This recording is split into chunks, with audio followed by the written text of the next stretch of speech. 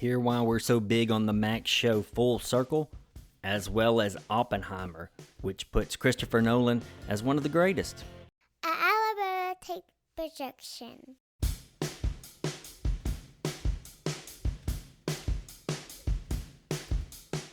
Hello, thanks for tuning in to Taking It Down, the TV and streaming podcast from the Alabama Take, where we prompt conversations for thoughtful, busy TV devotees, all from us, your irreverent outsiders.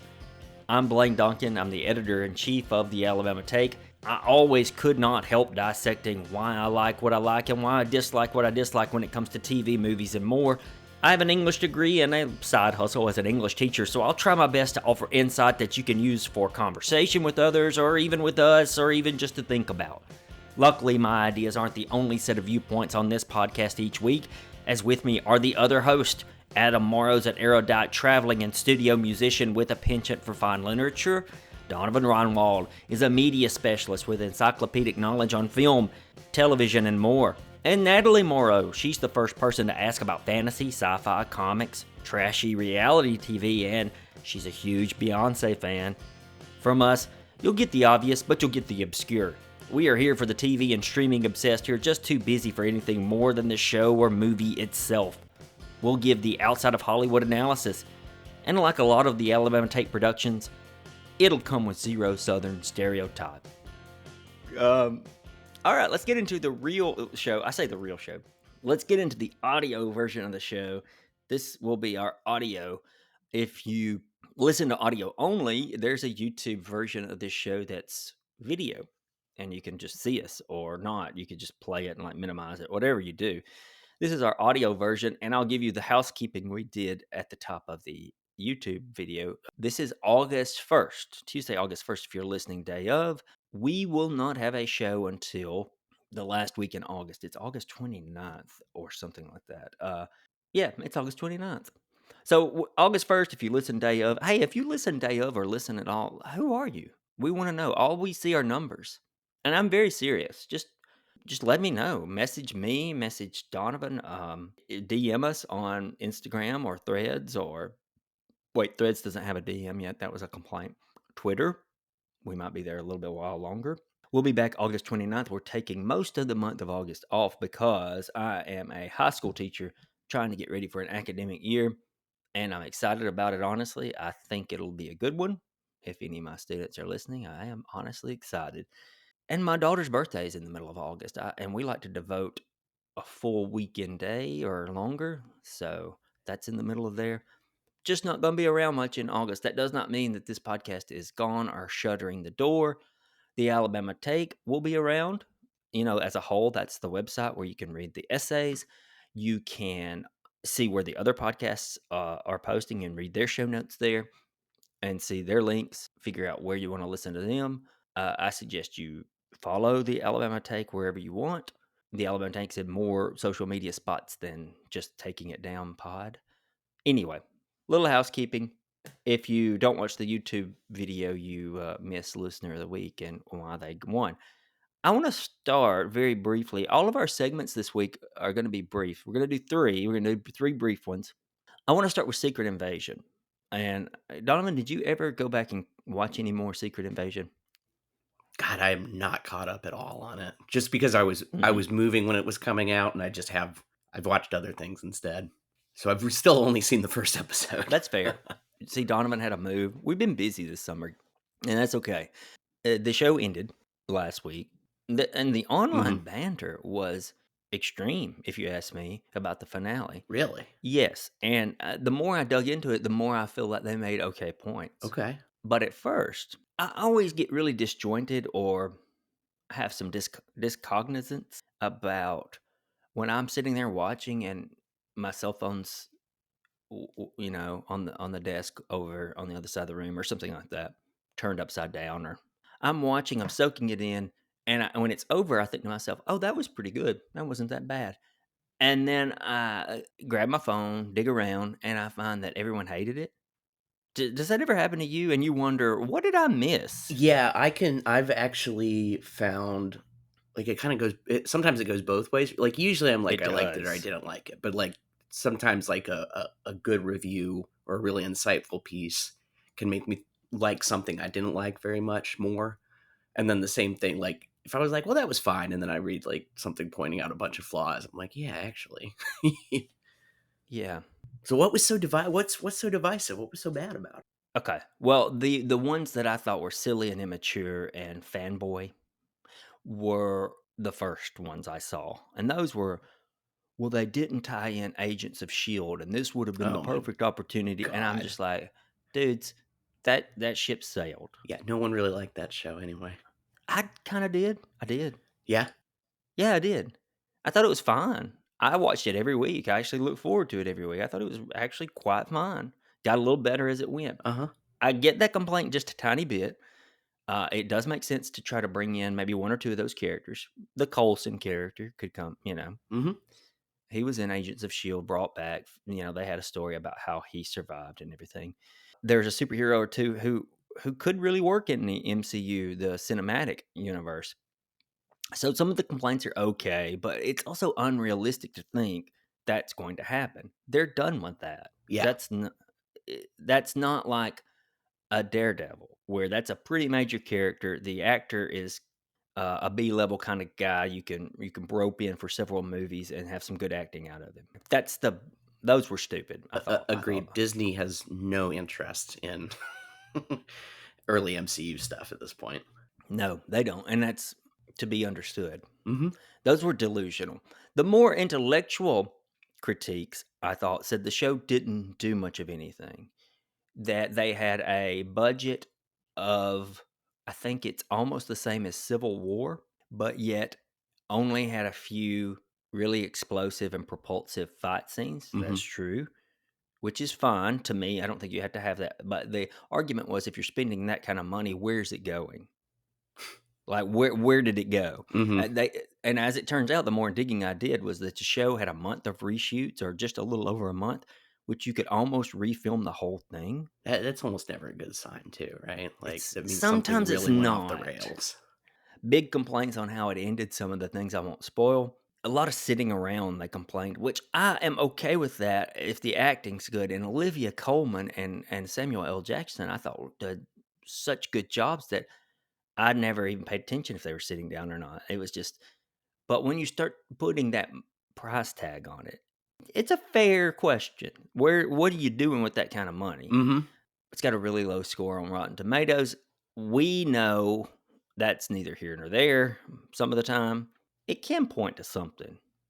If it's like low, Yes. Like if we're in the 30s or something like that, and it something's was. gone wrong. I just think it's very funny.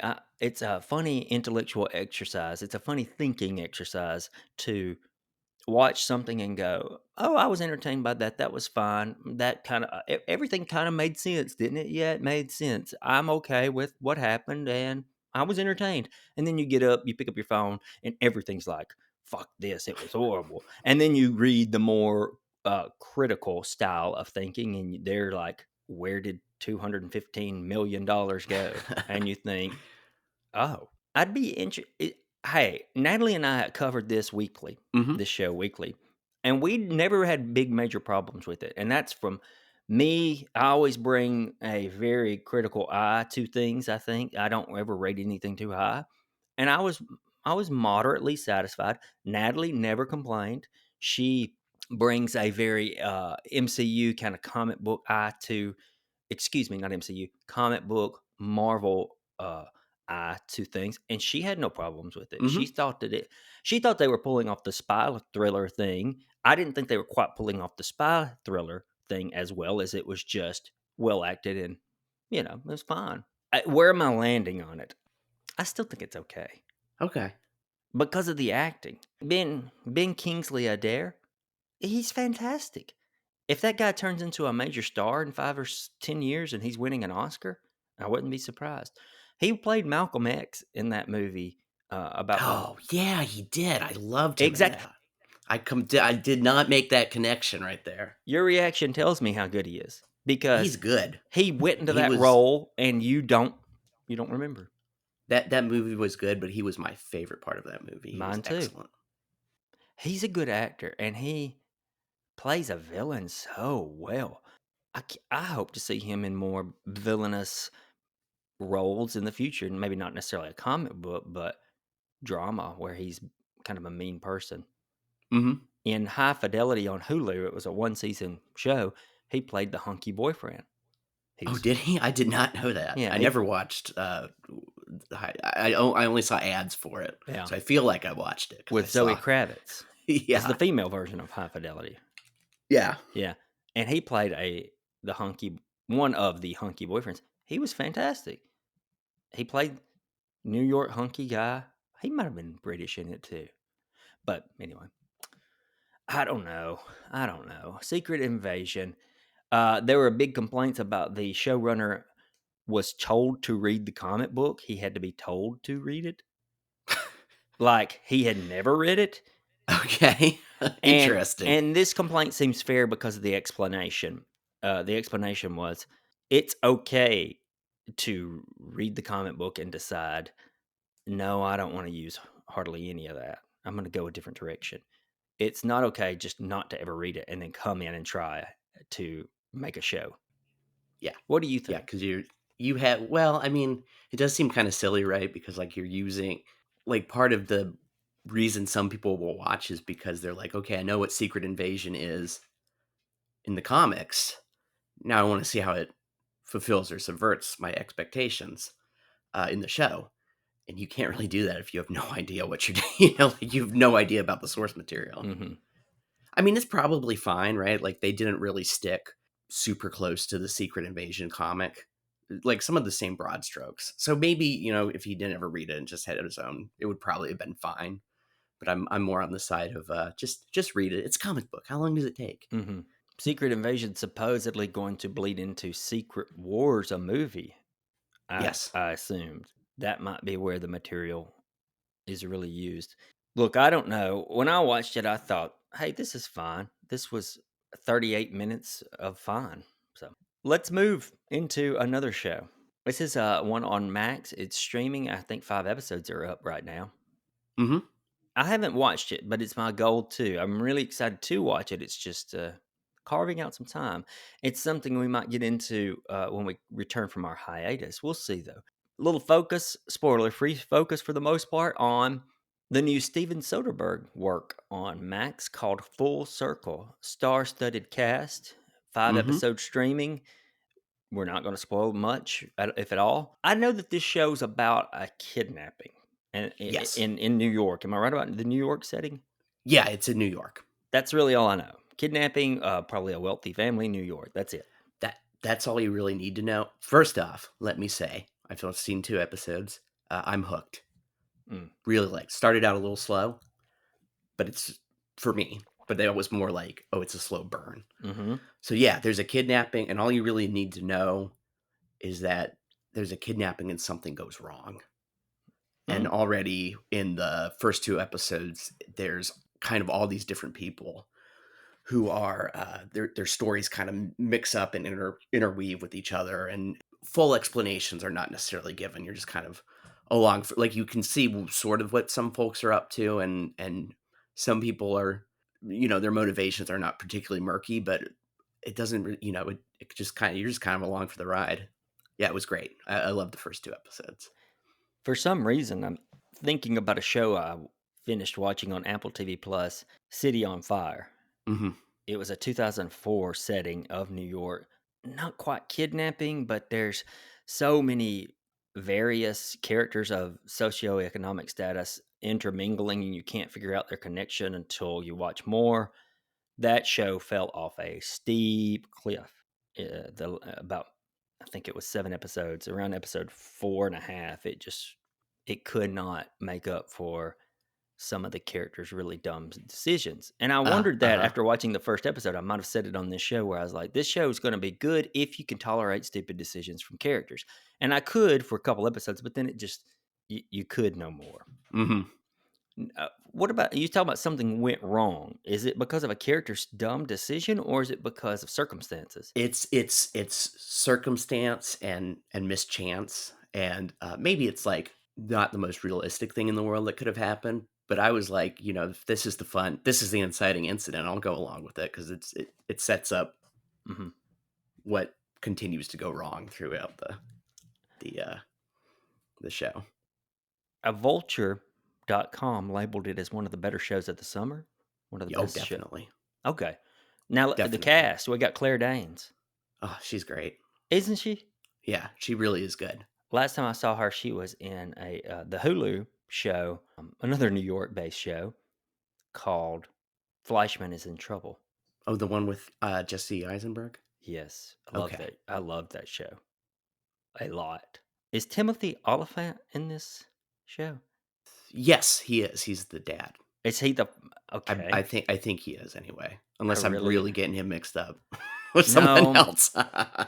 In full honesty, I sat down last night, hit play on the show, got exactly 1 minute into it, and I mean 1 minute into it, and my wife and daughter walk in the room from a wedding, and I was like, "Oh, okay, well, let me help with you guys. Let me get my daughter to bed and everything," and I never went back to it.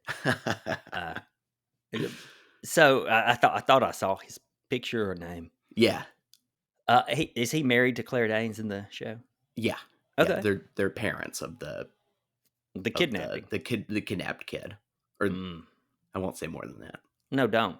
Yeah. Because I'm very, very excited. Yeah. And I'm going to do some catching up over the hiatus. What else can you tell me that wouldn't spoil anything? So just the other thing that stood out to me is just like Soderbergh at this point in his career really knows how to make a dang movie or TV show. It Sure, just looks good. It is interesting. I love that. There's always something worth noting, even if there's not like dialogue or even characters in it. There's something going on. That's why I He's watch TV right there. he's I mean, he just makes a good movie at this point. He's very deft. I think that handling different characters and juggling them and different storylines and different things like that could be tough hmm for a director, but he makes it seem easy. I'm sure it's not. Where are you on Steven Soderbergh? Are a fan? Just know his work? What? Where are you with him? I think that I often end up appreciating his stuff more than I end up liking his stuff Oh, really? because he's often like it always seems like he makes a movie to try out something. Like he's trying out an idea, and if it doesn't completely work, he's like, "That's fine. I'll just make another movie." That's true about him. Yeah, but I liked. I'm trying to think of anything other than Contagion because I really Gosh, liked Contagion. Oh, Contagion's and great. Traffic is good too. Ocean's 11. Didn't love it. Wow. Well, there's your juggling different characters. Mm-hmm. It's fine. It's not bad. I loved Ocean's But 11. I thought it was fine. I loved Ocean's 11 because but I also really like Brad Pitt getting to do Brad Pitt stuff, Uh-huh. standing around eating peanuts while reciting dialogue. That's such a Brad Pitt thing, and I love it. Soderbergh did The Nick, right? Mm-hmm. That's Soderbergh. You were a big fan of The Nick off of Yeah. Cinemax. Really liked it. Yes, HP It let was me see if I can Cinemax. get this right. I think Cinemax is owned by HBO, or at That's least was at the correct. time. And so they put this first season of The Nick on HBO to try and get people to hmm subscribe to Cinemax. Yeah, And it was great. yeah, that's how I missed it. I've heard nothing but praise for The Nick. Soderbergh's also did Logan Lucky. Oh, that one was good. I forgot It about was that one. good. I It liked that one a lot. I want to say the word simple. That's not fair, but I was going to say a simple caper. It's not. It's a caper, but it's just a goofy kind of. It's super goofy. It was super fun. Daniel Craig as a Southerner, kind of weird, but Prefiguring his role as Benoit Blanc. Right, not that kind of Southerner, but more of the backwoods Southerner. Yes. Hillbilly kind of guy. Very funny for him. I really like Soderbergh. He's one of these directors that you know is good. When you see his name attached to something and you're on the fence about watching it, it might help you end up watching it. But I never can just pin down exactly what it is that makes him great. I think for me, it is like he's always trying and doing something different, right? hmm Like he's not satisfied, maybe is the right word. Like he's not, just like in his rut and his groove, pumping out Magic Mike sequels until the sun goes out. That's right. He did Magic Mike. Yeah. Sex, Lies, and Videotape was his first foray into stardom. He got a lot of critical praise for that movie, Mm-hmm. which I'd never seen. I was at an age where being drawn to it was just because of the title. Yeah, of course. You know, I've never actually seen it. I know that I should. I who's know it in was it? Do you kind even of his know? breakout. No idea off the top of my head. Me either. It Where's was that really, from? Like 94 or something? 95? or maybe even Earlier? 92. Okay. Yeah. It's pretty old. So he's been around for a while. Steven Soderbergh does something that I also do in a way. At the end of the year, I think somewhere he might keep a web page or something where he releases everything he read and watched. And I love that so much. I do the same, which helps me to create my end of the year list for the Alabama Take on my favorite shows. I don't do movies because I don't watch quite enough like Uh-huh. he does, but he does movies. I don't think he ranks them. I think he just lists them. I rank mine. I keep it with what I read on Goodreads, and I also star them, just not to be pretentious or anything, or not that I think my opinion matters, because I don't think anybody looks at my Goodreads. I just do it so that 2 years from now, I can go back and go, what did I think about Fleischman is in trouble Yeah. when I read it? What did I think about that? Because now they're making a show of it. What did I think about it when I initially read it? And I can't tell you how many times people will go, hey, can you recommend me a book? What have you read in the last 6 months that was good? And I'll pull up my Goodreads, and you can make the list go by star, how much you've starred them, top to bottom, or worst to best, or whatever. And I'll go, oh yeah, I really loved Tender as the Flesh, Mm-hmm. or whatever, and I can recommend it. I do that with my Goodreads too. Like, because like as soon as someone asks like, what's something good that you read? Uh-huh. I'm like, I've never read a book before. I have no idea. It's like you've But never then read. but I keep it on Goodreads so I can pull that out and then look at it and be like, oh yeah, I like this one. I wish we could be sponsored by Goodreads because it's my favorite social media app, if you My call it that. favorite, and it's barely a social media app. My favorite is Library Thing. Whoa, this is new to me. Oh, have you ever heard Never of heard of it. Library Thing? So it's basically it's like a little you can catalog your own books basically.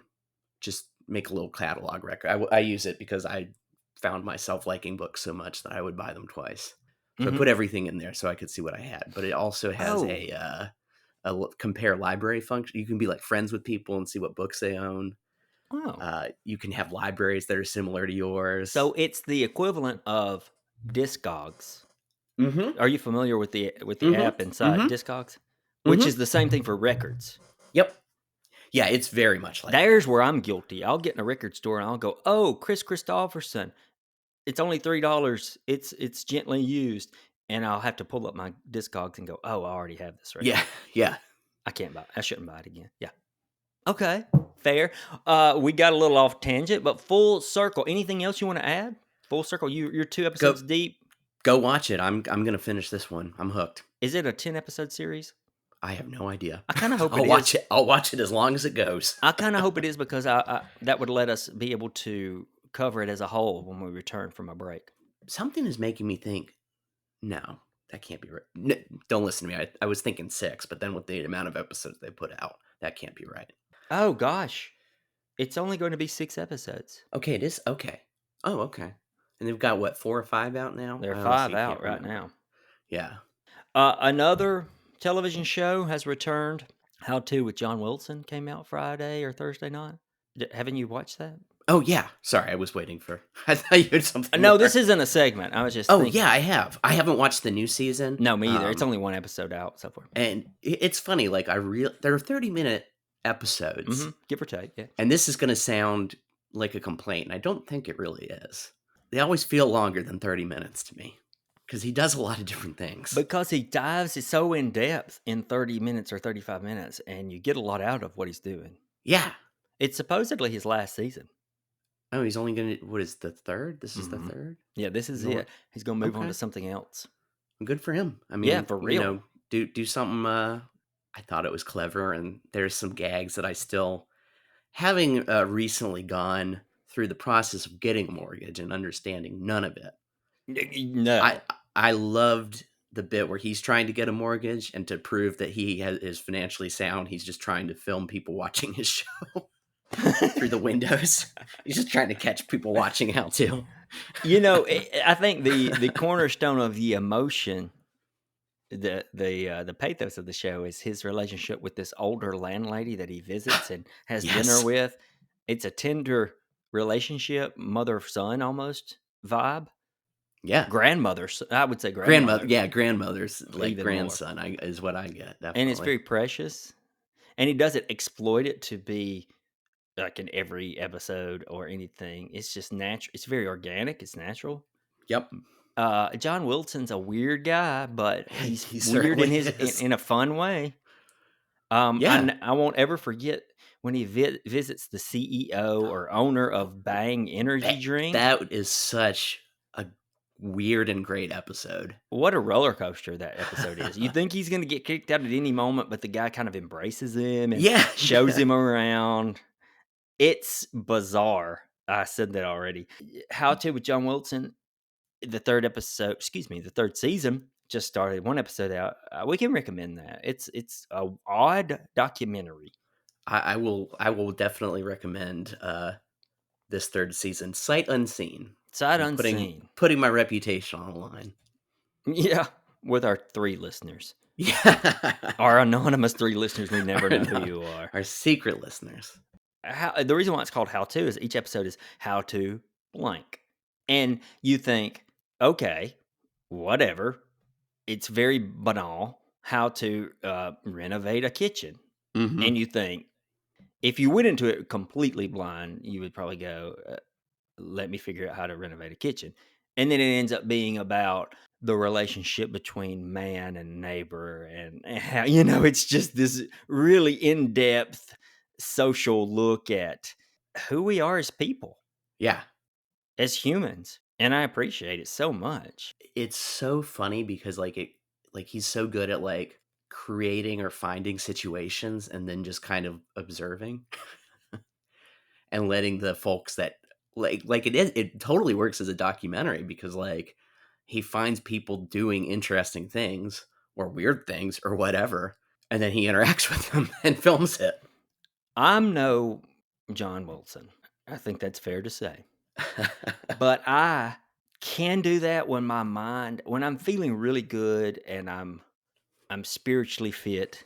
I feel as though I can go out in the world and see a man buy a book and I'll think on a much deeper level, oh, this is telling me blah, blah, blah, blah, blah about my life. And so I love this show because of that. Yeah. Adam's a big fan of this show. I think we can speak for Adam. Yes. And Because y'all watched it before I did, and you both really liked it, and then I watched it, and there you go. Thumbs up. Adam's probably a big fan of the show because there is a scene where a man he has a device that helps his penis. And it is explicitly shown. It's played for laughs, but it's also very original that this guy exists. And you can go to his site and buy this device. Love it. What's he trying to do? Build back his foreskin? Something like that. Oh, I it's forget bizarre. what it was. But it's also so funny. Anyway, How To with John Wilson. Good stuff. We love it. We love John Wilson. We'll send each other tweets where people have actually seen him out filming. It's classic. Let's take a break, and we're going to come back and talk a little bit about Oppenheimer. Spoiler free too. This is a spoiler free show. One of the newest additions to the Alabama Take podcast family is The Stare Down with Mallory McCormack. Mallory is a sports enthusiast, and she brings you the latest in sports, news, happenings, plus insightful interviews revolved around the sports world. The Stare Down can appear in your podcast app and podcast feed every Friday morning, but you have to subscribe in order for that to happen. You can follow The Stare Down on Instagram and Twitter as well. Find The Stare Down Pod on Twitter, Instagram. Also, follow the Alabama Take on all social media, and you can keep up with everything that's going on and new in the Alabama Take. Hey, we're back from a break. Thank you so much for hanging around. We're going to talk Oppenheimer from Christopher Nolan. We're going to do it spoiler-free. I don't know if there are details you could spoil. There are certain framing devices I could spoil. They're in every review, if you've read a review of it. But I know a lot of people have seen this. I was looking on Letterboxd Friday evening, and a lot of the people I know have seen it. Same. Yeah. Okay. And I could have sworn you'd seen it. I'm so sorry. No, I haven't. I gotta, I haven't seen that, and I haven't seen Barbie yet. So I'll share my thoughts on both of them when I see them. Little trivia for people: my daughter and wife are at Barbie right now, and I would have gone had I not been recording today. Yeah, I'm a complete side note, but like I read an interview with Ryan Gosling where he Mhm. tries to define Kenergy, Mhm. and he's just been sharing it. And then he also shared this great story where I guess he has to rollerblade in a scene, and he didn't Mhm. practice. He just Mhm. put his rollerblades on and did it. And Margot Robbie, he's like, and of course, if Margot had done it, she would have been like rollerblading for 3 months ahead to get ready. And I didn't, and it took me a little while. And he's like, and Margot's family was on the set that day, and her aunt was like, Margot would have learned how to rollerblade. I saw a tweet that Margot Robbie has she defeated everyone in a plank contest except for the trainer. She defeated everyone from the cast, holding it for 4 minutes and 17 seconds. Have you ever tried to Treasure. do a plank? Yes, and I did it for like 1 second, and then I died. I foolishly said this would be easy, like an idiot. I said this is going to be easy. I think I got 45 seconds in and cried, Yeah. just openly wept as my body shut down, and I defecated on myself. Don't do it, people. No, I kind of I'm so interested in building up a plan. I don't know why. Okay, where did we go? Okay, Barbie, hard to talk about Oppenheimer without talking about Barbie, though. I know the Barbieheimer. Uh-huh. It's a cultural phenomenon. It is a little annoying that Barbieheimer. I don't know. It annoys me, but hey, because they're separate things. I think. Oh, definitely. Yeah. And I could apologies to you before we started recording. I asked you if you'd seen Oppenheimer, or I double checked. Donovan has not seen Oppenheimer. I could have sworn he told, dude, did you not text me and say, hey, I'm going to see Oppenheimer today? No, I didn't. Dude, you did. No, I did not. I will go screenshot this I shit. bet. I mean, if you can find it, like maybe I went insane briefly, but yeah, I I've got haven't the had a chance receipts, buddy. because I thought I was going to. What did I? I had to do something on Friday that I cannot now remember. No, this was like last week. It was like opening weekend. I could have sworn you said, I'm going to see it. Maybe Oh you just no, meant in general. no, I'm gonna see it definitely. Yeah, That's probably what you meant. I haven't seen it yet. I'm gonna find it. I'm not gonna do it on air. All right. Our podcast is a TV and streaming podcast, so this is kind of a step out of our lane. I want to get in this film because I've seen it, and I think a lot of people have, and it's worth a discussion. I don't think that we'll circle back around to it because we're taking such a long break, but Hmm. just for, I mean, everyone knows this. Film stars Cillian Murphy as J. Robert Oppenheimer. That's his name, right? Cillian? Is that? Yeah, Is with that the I think that's how you say it. okay? Cillian, right? That's what I've Cillian always Murphy. said. Yeah, Yeah. me too. He's a Brit. You got Florence Pugh and Emily Blunt as the women in his life, Matt Damon as the general who gets Oppenheimer to work on and lead the Manhattan Project. Tony Stark himself, Robert Downey Jr., is in the film as a candidate for a White House position. That's it. How does that have anything to do with Oppenheimer? Well, that's part of the spoilery stuff you could get into, but Hmm. okay, well, just know that I didn't really break any spoiler rules there. Christopher Nolan has already filmed the best scene in cinematic history ever, Okay. and it's not in Oppenheimer. Where point it out to me. Okay, Where is it? it's in Interstellar. Okay. Matthew McConaughey Yes. is in a rush, gets in his dually truck, or at least it's a pickup, Yeah, it's something like with that. a coffee mug, not one of the travel mugs, but a coffee mug, just a mug. And he drives one-handed without spilling. I honestly It's the greatest forgot scene in about cinematic that. history. Let me tell you guys, no CGI there. That's all skill. That's skill, buddy. Yeah. I love Matthew McConaughey. Oh, he's great. I'm so glad that Nolan made this and not another director, because it proves that he does not need a puzzle story to be excellent, even more so than Dunkirk Hmm. does. Even more so. Yeah. Yeah, because I guess with Dunkirk, like it's not really a puzzle, but there It's is that not. element of like the how the timelines sync up. Hmm. So you kind of are like, oh, how's it all going to converge? Yeah, that's not a puzzle so much as No, not where's really. this going to land. If you follow me on Letterboxd, I don't know if you do. I'm there. Please, I welcome you. Say hello. You get your 5-star ranking choice. I gave this 4 out of 5, Okay. and I'm a low ranker. I'm Yeah, famously low ranker. that's interesting because like this, like people are falling over themselves over this movie. I mean, like it's gotten rave reviews. Matt Zoller Sites gives one of the best written reviews. I encourage people to Mm-hmm. go to rogerebert.com and read it. They give 4 stars out of 4, or he Mm-hmm. gave it 4 stars out of 4. They do a 4-star system, which is odd. I hope this isn't spoiler. I'm talking about the movie as a whole and even in the abstract. To me, it's a movie about not only what does a country owe its heroes, but what it can do with heroes who are set up as scapegoats, culprits, and disposable people. Interesting. And I haven't seen anybody write about it that way. Mm-hmm. I Yep. felt Same here. Yeah. I felt that I had an original idea about that, and I'll just leave it here. I almost wrote about it, but I was gonna say you got to write that down. I I don't think I will end up writing about it. But I'm not going to call it a tragedy because it doesn't fit the parameters of a tragedy.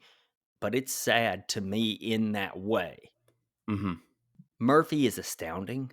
He's always been very good, but He I he haven't has. seen him lead a movie since 28 Days Later, Okay, which was that a very different boy. feel. I'm glad you It mentioned that was because I forgot about him as a yeah, he was lead. good, right? I liked him in Yes, that. boy, that movie's good. Yeah, it's Who very good. directed that movie? Danny Boyle, I think. It's a Boyle movie. I know he plays one of the leads in Peaky Blinders, which I've never seen. I've seen a couple episodes. It's fun. Oh, he's not the lead? No, he is the lead.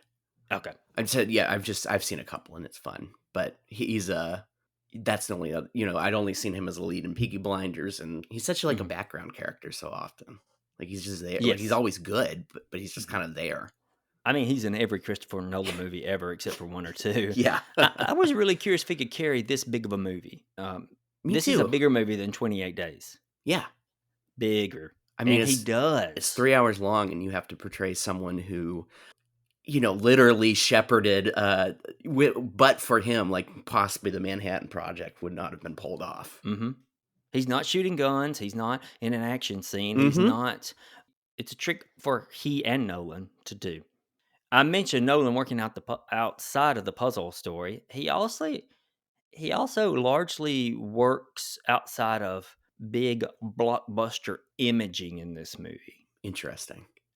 Like I said, there's no guns, there's no time travel, there's no go to space.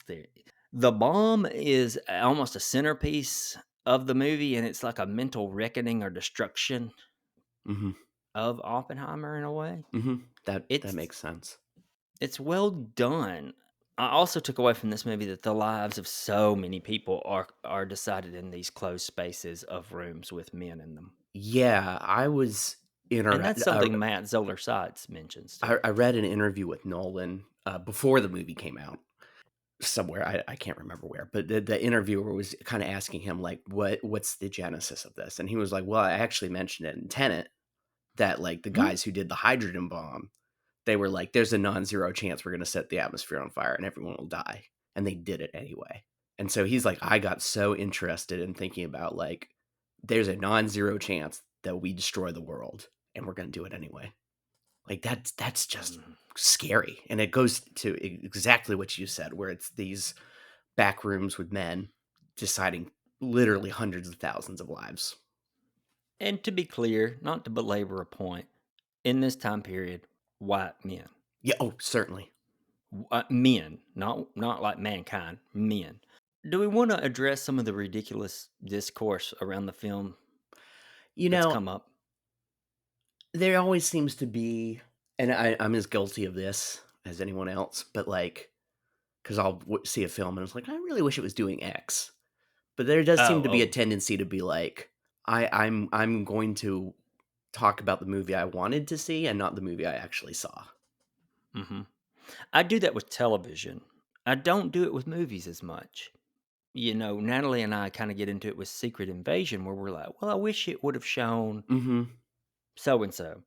I try my damnedest on this podcast to focus on what the movie or show is. What's it giving you? Yes. I do think it's fair for folks to, like, if there's something obviously missing, right? Like, I can't think of something off the top of my head right now, right? But if there's something, if it's not there, it's almost disingenuous, like it's not telling the whole story, then I think that's fair. Mm, But I think you kind of, for most movies, I think it's like you kind of have to kind of watch them and see what they're doing and try and take them on their own terms. that's it. You've got to if you're gonna come at a movie honestly. Yeah, some of the major discourse that's happening is that nothing about Japan is really shown. But you know who else didn't see the Japanese victims when it happened? Oppenheimer. Mm-hmm. That's part of it. Mm-hmm. That's a point. I'm going to get into this. Donovan, you may not feel as comfortable as I talking about this, but I think the worst popular pop culture podcast is NPR's Pop Culture Happy Hour. I'm You and I both used to be fans of. they just like they got to the point where they would recommend something and I'd be like, well, I'm not watching that. Yeah. Because they'd start recommending things. I'm like, this is terrible. So I listened to their take on Oppenheimer recently, and it this is my complaint with them. They always have to pick the most leftist stance, the most leftist stance. Don't get me wrong, I agree with a lot on the left, but they have to pick the most leftist stance and argue for it in any piece of art, despite what the piece is attempting to do. For this movie, they honed in on the cheerful. There's this cheerful recognition of Oppenheimer where he's getting some claps. Mm-hmm. And they use the word grotesque to describe the scene. Interesting. Dude, that probably really happened. Yeah. He probably got cheers when he walked in this room, and I'm not going to go into the scene very much, but Glenn Weldon makes the claim that Nolan can only do narrative complexity. Okay. And I think Interesting. that's a crock of shit. Can only do narrative complexity. Did he not watch Interstellar or Dunkirk? Even Inception has emotional Mm-hmm. complexity. He was saying he could only do narrative complexity and not emotional or spiritual complexity Yeah, or intellectual complexity. it's like, well, like you said earlier, they're not like his movies are fun, but they're not just puzzle boxes, right? Like They're everything not. has an engine that drives it. They draw moviegoers because they are fun, sometimes action packed, and are puzzles. Mm-hmm. They draw people in, including me. But if you watch it a second, third, fourth time, you realize, oh, there's an emotional heart of this about blah, blah, blah, blah. Take Inception. Mm-hmm. It's about the relationship between Leonardo DiCaprio's character and that French actress. I forget her name. Marion His wife. Cotillard. Yeah, Oh, boy, she's good. she's very good. So I feel stupid forgetting her name. But it's about their relationship. The core of that movie is that. You have nothing without that. Yeah. And that's an emotional, somewhat complex movie if you look at it from that lens. So he can only do narrative complexity is bullshit. Dunkirk is not like that. Interstellar is not quite like that. And Oppenheimer's not that. 3 examples prove him wrong. 3 or 4. Of course, Weldon has to get cutesy. He always does his cutesy bit where he says his exact quote was Nolan gonna Nolan about the timeline. Tell me a timeline that works for this movie that's just chronological. Tell me how that would work. No one's going to sit in a theater for 3 hours just to watch everything in the It order would be like happened. a History Channel documentary or something. That would be awful. Exactly, and that was actually a complaint by Weldon that the timeline isn't chronological, or at least he Interesting. alludes to it being a complaint. The movie's fantastic. I still think it's a little long. Mm-hmm. I think there were some things I would have liked to see trim. There are 2 very minor scenes I think hindered it just a touch. Not Mm-hmm. bad. This movie stuck with me. I literally dreamed about it. Interesting. Yeah, it got into my psyche. I can't wait for you to see it. I'm very much looking forward to it, especially because I said this in text, but it looks good. But it's also like it's It's like Christopher Nolan is so interesting because he's kind of like the last guy that can do a big budget blockbuster that's Mhm. not a franchise. That's an Mhm. original idea. Do you think Greta Gerwig is going to be able to get in that category? I don't know. You know, she did. Lady Bird was great. Little Women's great, but Mm-hmm. also it seems like she's more in the franchise realm lately. So we'll see what happens. Are you counting Barbie as a franchise? Oh yeah, It does make sense that you would. and then I think she inked some deal with Netflix to do some Chronicle of Narnia movies. She Chronicles did. of Narnia. Yeah, Yeah. She claims she's pretty nervous about that. I would be too. Ooh, yeah, it's a big deal.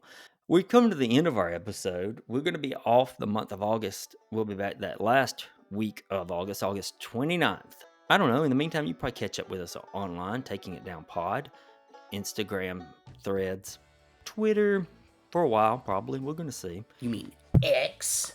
Yeah, for real. Really debating on getting off that platform. If people would track us down on Threads, it seems to be that's going to be the thing, the replacement. That Threads has actually added it used to be just your timeline was whatever. Mm-hmm. Now they've got a place where it's just specifically what you're following, Oh yeah, like that's Twitter. good. Yeah. Yeah. So we might try to switch almost everything over to it. If you want to follow us at Threads, it's Taking It Down Pod. Same thing on Instagram. Same thing on Twitter while it lasts. Here's the deal. We'll be back August 29th. And I'm dead serious. Let us know who you are. If you're a listener, say, yeah, I listen weekly or I listen some. And we want you to be a name and not just a number, a name and a face. You can rate us on Apple Podcasts. You can catch up on a few episodes. Maybe you're just now finishing The Bear. We've got two episodes on it. We break it into 2 parts. In the meantime, you can watch unedited versions of this show on YouTube, which is maybe how you're watching now. Listen to us in your podcast app, whatever you want. We try to make it user friendly. Use our link tree. Find all of the Alabama Takes podcasts. Man, we've got a few. We've got 7 total. Yep, they're all there. The great thing about the link tree is you can click on it and it'll give you your option on how you want to listen. Spotify, Apple, Google Podcast. You can pick your poison. Thanks so much, everyone. Get some rest, catch up on TV. Donovan and I are going to do the same. Adam and Natalie are going to come back from Europe, and maybe we can talk them into some full circle watching. Natalie will not watch it. It is stressful. I can tell you that already. The Star Wars show might be out by the time we come back. Oh, the Ahsoka or whatever it is. We might talk about it. Our guys at We Are a Star Wars will probably cover it some too. We've got lots for you though. We're just taking a little break. How about we see you later?